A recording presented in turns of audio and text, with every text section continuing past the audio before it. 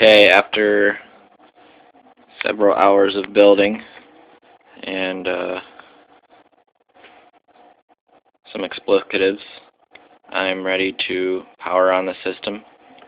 Hopefully this will be the first time, and hopefully it starts up the first time, but even if it doesn't, we can edit that shit out.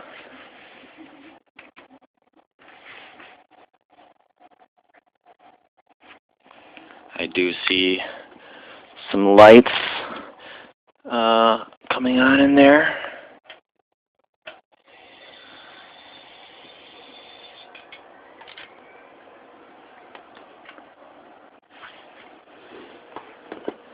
And yeah, came on the first time.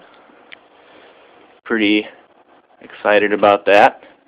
And again, it went right back off. Might be just posting. There we go.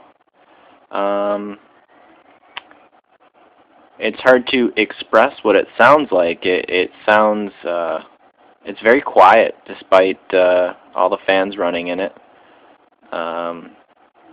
Very pleased with the case. And hopefully next up will be the benchmarks.